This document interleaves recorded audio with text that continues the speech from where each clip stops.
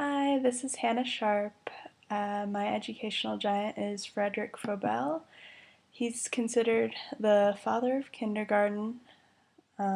He's one of the most important educators of the 19th century. He was born on April 21st, 1782, in what is now Germany. He had a pretty rough childhood. His mother died and he was neglected.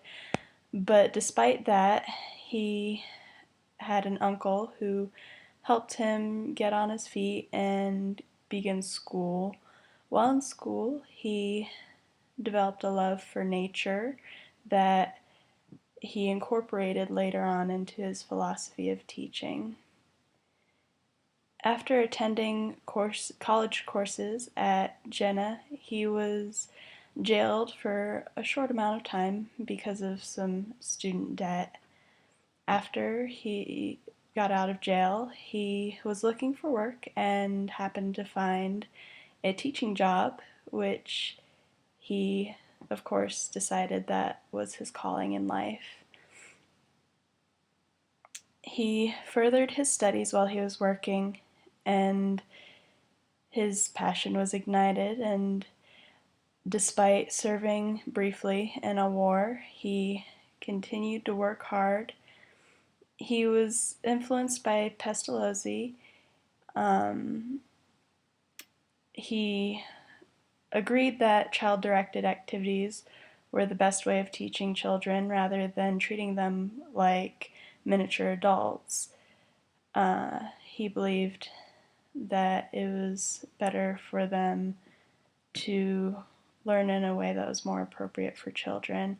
He disagreed with the disorganized style of Pestalozzi. It was commonly related with him, though, and after gathering a group of friends that agreed with his methods, he began his first school in 1816. During the next few years, or not so few years, he continued to work and implement his ideas and philosophies, continued to learn, and then finally in 1837 he opened up his infant school, which he called kindergarten, or garden of children. Around this time, he began his own publishing firm where he published his own books, some books of songs and poems, and of course some records of his ideas.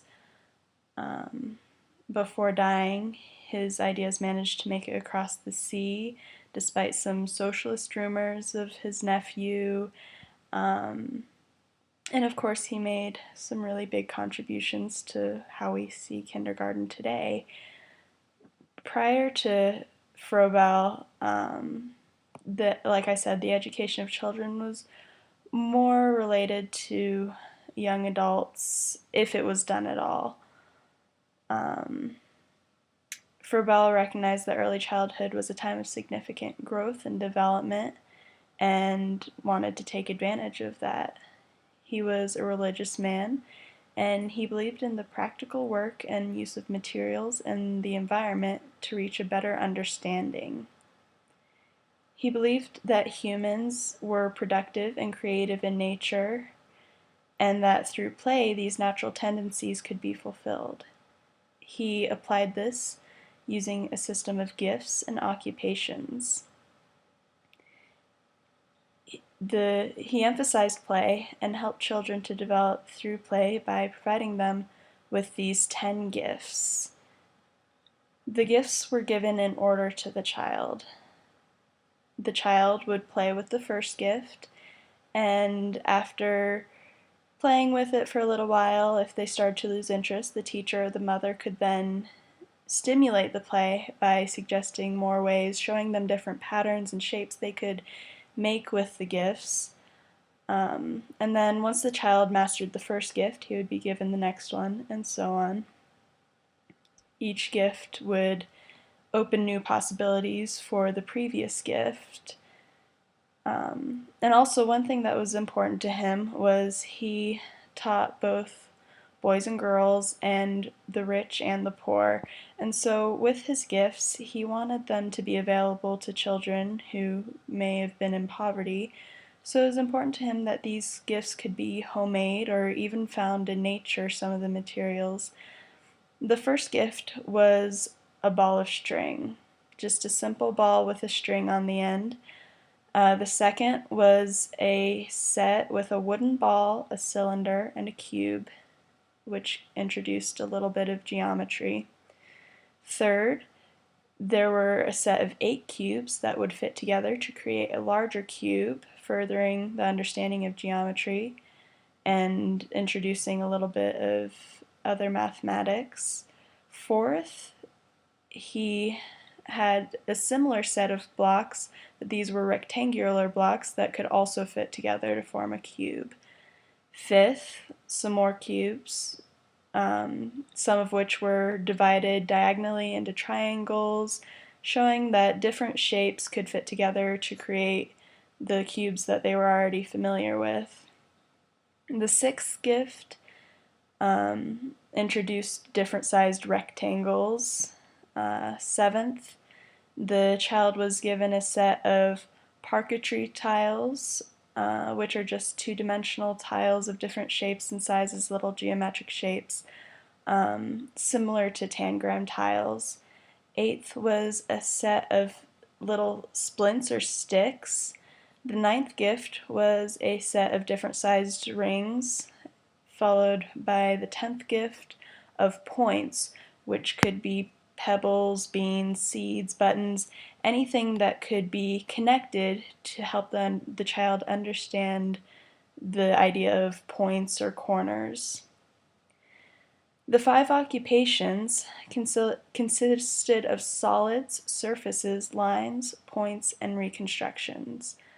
Solids were activities such as woodworking or cardboard work. Surfaces were two-dimensional projects like painting and paper folding.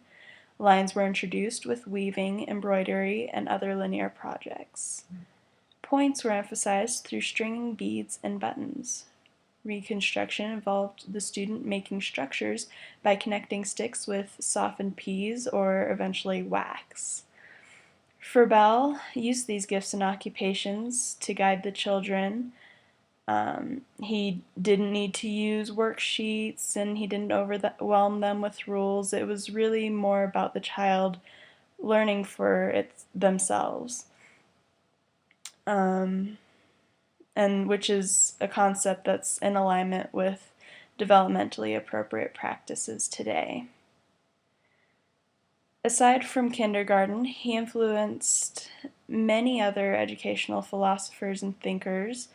John Dewey was an American philosopher who caught on to Froebel's ideas once they came to the United States.